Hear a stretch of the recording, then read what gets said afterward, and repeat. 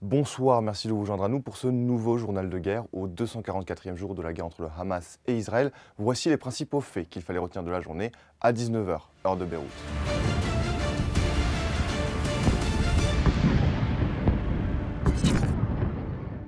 Commençons par la situation à la frontière libano-israélienne. Jeudi matin, des drones israéliens ont attaqué une moto et une voiture dans la ville d'Aïtarout, blessant plusieurs personnes. Une attaque israélienne avec des obus incendiaires a également causé un immense incendie près d'un poste de l'armée libanaise à la périphérie de Khmeish. D'autres incendies ont été provoqués par des bombes au phosphore à Markaba et sur la colline d'Izia, entre Kfar Kila et Dir Mimas. Haïta al-Shab a aussi été visé par des tirs d'artillerie. Le Hezbollah a également perdu un combattant à Bint Jbeil. Le groupe a revendiqué la destruction d'équipements d'espionnage sur le site d'Al-Haïb et l'attaque du quartier général de la 81e division dans les casernes de Branit. Dans la bande de Gaza, une frappe israélienne sur une école de l'UNRWA, l'agence de l'ONU pour les réfugiés palestiniens, a fait au moins 37 morts, selon le directeur de l'agence onusienne, Philippe Lazzarini. 6 000 déplacés vivent dans le bâtiment et la frappe a été réalisée sans avertissement préalable.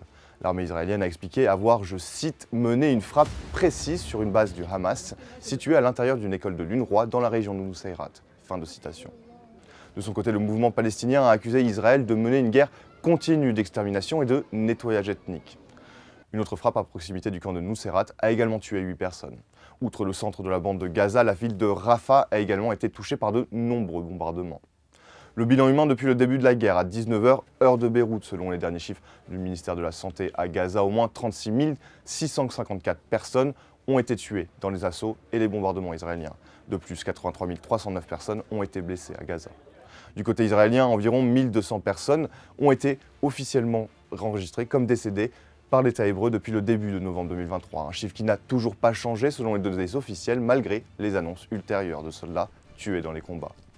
À l'international, le président américain Joe Biden et 16 autres dirigeants, principalement d'Europe et d'Amérique latine, ont exhorté jeudi le Hamas à accepter l'accord de cessez-le-feu avec Israël à Gaza, actuellement sur la table.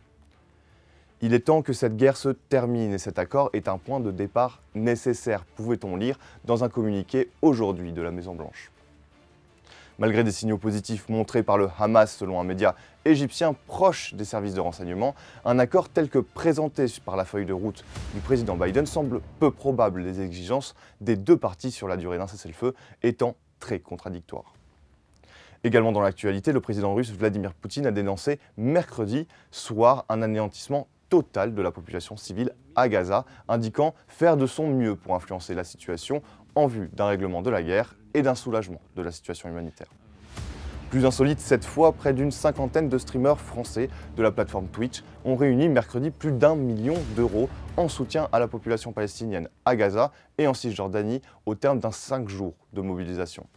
L'intégralité de la somme sera reversée à l'ONG Médecins du Monde qui s'est dite surprise par la quantité d'argent récolté. C'est tout pour le récapitulatif d'aujourd'hui. Rendez-vous demain pour un nouveau tour d'horizon de la situation. D'ici là, restez connectés sur notre site www.icibeyrouth.com ou dans la section guerre Israël-Hamas et surtout nos réseaux sociaux.